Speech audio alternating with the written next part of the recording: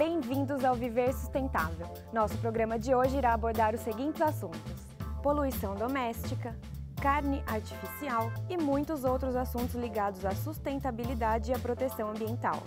Quem irá falar sobre esses temas em nosso programa é o engenheiro agrônomo, professor e deputado federal Mendes Tame. Tudo bem, professor? Tudo bem, Iria. É um prazer estar aqui falando sobre um tema tão importante para a preservação da vida em nosso planeta. Vocês sabiam que dentro da nossa própria casa podemos ter índices de poluição tão altos quanto aqueles registrados no trânsito das grandes metrópoles? Isto acontece, basicamente, porque o ato de cozinhar não passa de uma combustão controlada na qual colocamos óleos, gorduras e carboidratos no fogo. O ato de fritar, grelhar ou tostar alimentos usando equipamentos a gás ou elétricos cria substâncias, em particular o dióxido de nitrogênio, o monóxido e dióxido de carbono, além de compostos orgânicos voláteis. Segundo os cientistas do Departamento de Energia do Laboratório Nacional Lawrence Beckerley, as emissões de dióxido de nitrogênio em 70% das casas com fogão a gás dos Estados Unidos ultrapassam a definição de ar limpo da Agência de Proteção Ambiental. Um quarto, 25%, dos lares nos Estados Unidos tem qualidade do ar pior do que o pior evento registrado de smog, dióxido de nitrogênio, já medido em Londres, na Inglaterra. Cozinhar produz uma poluição doméstica que pode gerar material particulado em concentrações 4 vezes maiores do que os piores episódios de neblina em Pequim. Como nos acostumamos e até gostamos dos odores exalados durante o processo de cozinhamento dos alimentos, acabamos não percebendo o perigo para a nossa saúde desta combustão controlada. A pesquisa do laboratório Berkeley visava inicialmente apresentar sugestões para economizar energia nas construções. Contudo, os prédios hermeticamente fechados nos mantêm distantes do ar livre e também aprisionam contaminantes. Tentativas de mascarar estes odores com incensos, velas e aromatizantes aumentam o perigo. Afinal, a combustão interna cria mais poluidores que persistem nos espaços herméticos. Como as pessoas não devem nem irão parar de cozinhar, os cientistas recomendam que logo acima do fogão sejam colocados exaustores ou as cozinhas sejam construídas em ambientes abertos e bem ventilados. As pessoas não precisam mudar radicalmente seu estilo de vida. É preciso que se modifiquem os códigos de edificação para que todas as habitações, mesmo as populares, tenham exaustores ou sejam mais ventiladas. Nunca houve muitos estudos mostrando o quanto exaustores e outros sistemas de ventilação conseguem contribuir em termos de saúde humana. Os indicadores de desempenho existentes hoje costumam medir o uso de energia e não o impacto dos equipamentos para a saúde humana. Já que estamos falando de assuntos domésticos, vamos ver algumas dicas de como economizar água e energia. Hoje, o Viver Sustentável vai te mostrar 6 dicas de como praticar o consumo consciente em casa. Economize água na descarga. As bacias sanitárias com caixa acoplada gastam em média 12 litros de água a cada vez que a descarga é acionada. Se você tem em sua casa descargas desse tipo e usa o banheiro 5 vezes por dia, gasta 60 litros de água diariamente. Mas existe uma maneira simples de reduzir este gasto. Coloque uma garrafa PET de 2 litros cheia de água dentro da caixa da bacia. Com isso, você economiza 2 litros por descarga, ou seja, 10 litros por dia. Se você não conseguir colocar a garrafa PET na caixa d'água da bacia, é sinal de que ela já é econômica. Feche a torneira ao escovar os dentes. O velho hábito que temos de deixar a torneira aberta ao escovar os dentes gera um desperdício de água extraordinariamente grande. Se apenas 1 milhão de pessoas, durante um mês, fechassem a torneira ao escovar os dentes, a quantidade de água poupada seria equivalente ao volume de água que cai das cataratas do Iguaçu durante 12 minutos. Diminua o tempo no banho. Seu banheiro tem uma ducha? Então, num banho de 10 minutos, você gasta em média 160 litros de água. Mas você pode tentar diminuir o consumo de água fechando o chuveiro para se ensaboar ou lavar os cabelos. Assim, serão economizados em um ano cerca de 30 mil litros de água. Faça o alimento durar mais. Essa dica é muito boa. As verduras e os legumes podem ser congelados pelo processo de branqueamento. Mergulhe os vegetais em água fervente, espere que a água volte a ferver, retire do fogo e mergulhe-os imediatamente em uma vasilha de água gelada. O vegetal branqueado não está pronto, mas protegido para ser guardado por mais tempo. Não se preocupe com a aparência dos alimentos. Nas compras a granel, ou seja, de alimentos não embalados, não leve em conta a limpeza dos legumes, especialmente das batatas. O ato de lavar os alimentos reduz seu tempo de vida e pode contaminá-los com produtos tóxicos. Qualquer legume com um pouco de terra dura mais e pode ser facilmente lavado em casa. Separe o lixo para reciclagem. Em casa, separe pelo menos o lixo seco do molhado. O lixo seco consiste, sobretudo, em embalagens, papéis, revistas e jornais. O lixo úmido ou orgânico é basicamente composto pelos restos de alimentos e folhas.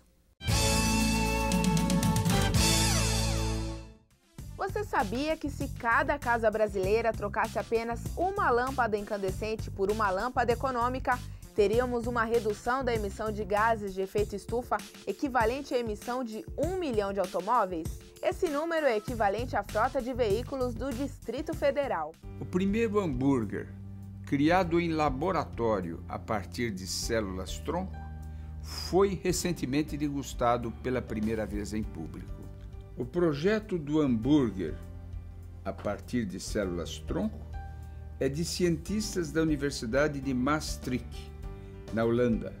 Segundo os cálculos de Mark Post, biomédico envolvido na pesquisa, esta versão de carne deve estar disponível nas prateleiras dos supermercados nos próximos 20 anos e será uma alternativa para alimentar a crescente população mundial, sem a necessidade de aumentar as áreas de pastagem. Os pesquisadores produziram em laboratório carne a partir de células musculares de gado. Quando estimuladas, as células-tronco do músculo bovino podem se dividir diversas vezes. É assim que finas camadas de apenas alguns centímetros de comprimento e poucos milésimos de milímetro de espessura são formadas. Para criar um hambúrguer normal de 140 gramas, os pesquisadores precisaram de cerca de 20 mil dessas camadas. Além disso, foi necessário um pouco de suco de beterraba e açafrão para dar a cor certa ao hambúrguer artificial. No futuro, uma única célula-tronco poderá dar origem a 175 milhões de hambúrgueres. As perspectivas são imensas. Segundo pesquisadores da Universidade de Oxford, é possível reduzir o uso da terra em 98% e cortar em até 95% a emissão de gases de efeito estufa só com o consumo de carne produzida em laboratório. Além disso, o abate de milhões de animais seria poupado.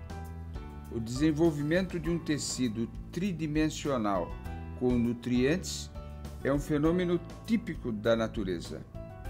Para isso, animais e seres humanos possuem vasos sanguíneos.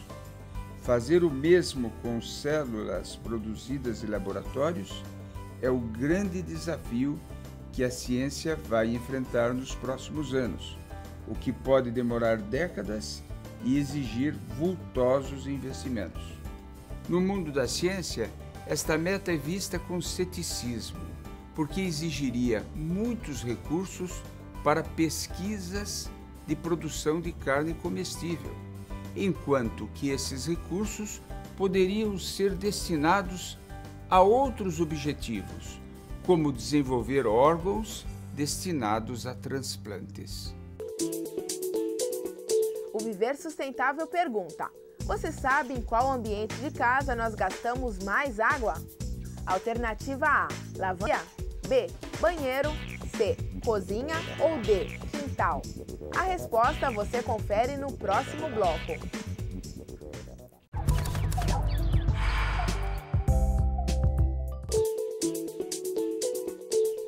No bloco anterior, o Viver Sustentável perguntou em qual ambiente de casa nós gastamos mais água. A resposta correta é a letra B, pois é no banheiro que gastamos cerca de 57,5% de toda a água consumida em casa. Professor Tami, segundo a Organização Mundial da Saúde, a vida nas grandes cidades vem transformando lentamente pessoas saudáveis em doentes crônicos. Quais são as principais causas dessa tragédia? Realmente, um dos maiores vilões da saúde nas metrópoles é a poluição, causada pelo número exagerado de veículos individuais, uma frota fantástica, e ao mesmo tempo por um transporte coletivo extremamente ineficiente. Todos os anos, 6 milhões de pessoas no mundo todo perdem a vida em decorrência da poluição nas grandes cidades. Além disso, a Organização Mundial da Saúde constatou que outras centenas de milhares de pessoas adquirem doenças crônicas degenerativas em função do seu estilo de vida nas metrópoles. Estas doenças crônicas degenerativas ou matam a longo prazo ou debilitam a saúde, deixando milhares de indivíduos sem condições de desenvolver normalmente as suas atividades. Até 2050, a poluição do ar será a principal causa das mortes prematuras por câncer de pulmão em nível global. Esta é uma afirmação da equipe de especialistas da Universidade de São Paulo, a USP, em recente artigo publicado pela revista Nature. Esses estudos mostram que os corredores de trânsito são as chaminés das cidades modernas. Quem afirma isso é o patologista e professor da USP, Paulo Saldiva. Segundo ele, entre 70% e 90% dos poluentes do ar são produzidos pelos veículos. O professor Paulo Saldiva é incisivo, é categórico ao afirmar que, no mundo todo, 85% dos casos de câncer de pulmão são decorrentes da poluição do ar. O efeito cumulativo da inalação contínua de nanopartículas e gases tóxicos como chumbo e cádmio podem causar outra série de problemas de saúde, que vão desde o aparecimento ou agravamento de doenças respiratórias até problemas cardíacos, aumento da pressão arterial, maior coagulação sanguínea, depressão, esquizofrenia e problemas reprodutivos. Segundo o professor Saldiva, em São Paulo, 15% das pessoas fumam, mas a poluição do ar afeta 100% da população. Por isso, o risco atribuído da poluição é significativa. Só na região metropolitana paulista, cerca de 4.000 pessoas morrem todos os anos por problemas atribuídos à poluição do ar. O tráfego urbano também é responsável por outros problemas, conforme estudos científicos já comprovados. Em alguns lugares, é difícil dormir devido ao barulho e mesmo quando as pessoas conseguem pegar no sono, este sono é de má qualidade. Isto afeta o sistema nervoso, a produção hormonal, além de gerar dificuldade de concentração e perda de memória. Em cidades como São Paulo, as pessoas gastam quase um quarto do dia para se deslocar de casa para o trabalho, situação que gera isolamento social e compromete o desenvolvimento. Segundo especialistas, a população está cada vez mais confinada. A falta de convivência da comunidade no espaço urbano deixa a pessoa suscetível ao desenvolvimento de problemas como depressão e ansiedade, causados pela ausência de sociabilidade. Contexto que também gera o sedentarismo. Cada vez mais as pessoas vivem em escritórios e dentro de veículos. A falta de locais para se exercitar e a insegurança acabam servindo como justificativas para não praticar exercícios físicos, o que acarreta em inúmeras doenças potencializadas pelo estresse mental e a poluição. Este cenário só será mudado quando os gestores públicos pensarem as cidades correlacionando mobilidade urbana com saúde pública. Uma estratégia comprovada para aumentar a média de exercícios da população urbana é elevar o índice de mobilidade desta população.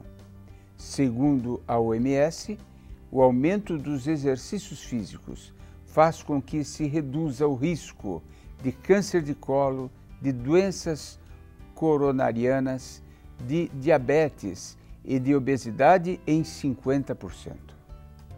Quando as cidades oferecem um sistema de transporte público adequado e espaços para caminhadas de pequenas distâncias, as pessoas são incentivadas a se movimentarem mais.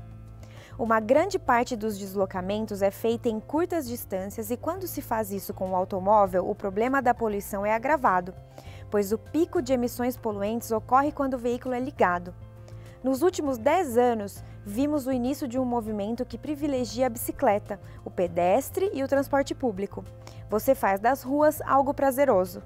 Segundo estudo do Instituto de Saúde e Sustentabilidade, em apenas um ano, o aumento do número de doenças provocadas pela poluição em São Paulo teve o custo do seu tratamento aumentado em 246 milhões de reais. Entre 2006 e 2011, o estado de São Paulo registrou 99.084 mortes relacionadas com a poluição, 6,5 vezes a mais que as mortes causadas por AIDS, segundo o estudo Avaliação do Impacto da Poluição Atmosférica sob a Visão da Saúde do Estado de São Paulo. Somente em 2011, o setor público de saúde investiu 76 milhões para o tratamento de doenças provocadas pela poluição, um número 13 vezes maior que os recursos destinados para a produção de vacinas. Durante o mesmo período, a rede privada de saúde destinou 170 milhões. Para o professor da USP, Dr. Paulo Saldiva, as pessoas mais vulneráveis, susceptíveis de contrair doenças causadas pela poluição, são as crianças, as gestantes, os diabéticos e as pessoas que se submetem a dietas inadequadas. Esta mesma pesquisa revela que, ao contrário do que se esperava, a capital São Paulo não é a cidade com pior índice de qualidade do ar. Há 11 cidades do estado de São Paulo com índices piores do que o da capital. Entre eles, paradoxalmente, a cidade de São Caetano do Sul, que é a cidade que apresenta o melhor índice de desenvolvimento humano do país. Vamos ver agora uma matéria sobre o controle da poluição veicular em São Paulo. A poluição do ar é um risco para a saúde humana.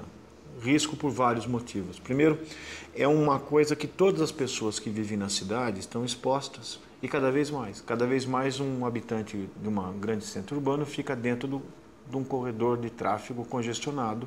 E o que a gente foi verificar através de modelos estatísticos, como é que a variação de poluição se traduz em mortalidade em 6 regiões metropolitanas do Brasil, incluindo São Paulo.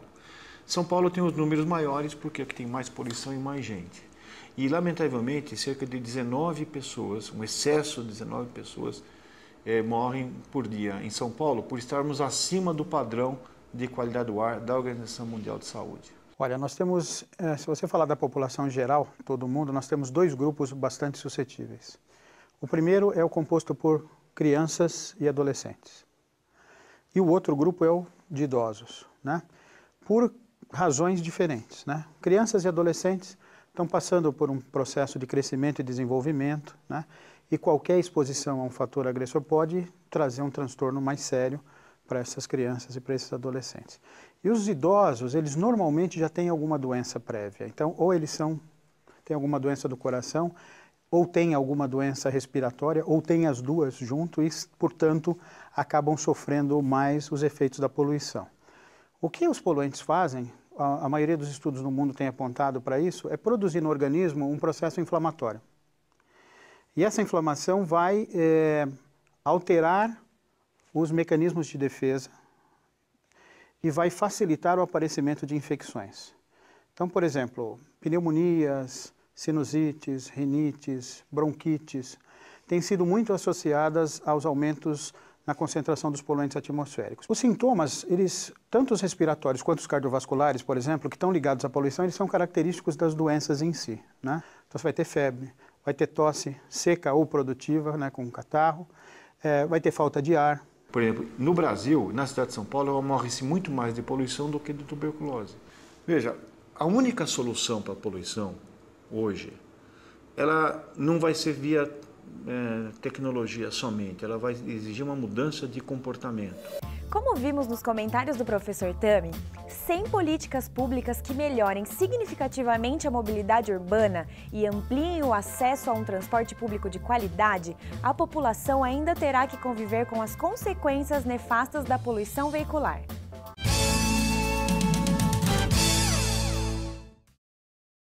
A chuva ácida é uma das principais consequências da poluição do ar. A queima de carvão ou de petróleo libera gases como óxidos de nitrogênio e de enxofre. A reação dessas substâncias com a água encontrada na atmosfera forma o ácido nítrico e o ácido sulfúrico, presentes nessas precipitações.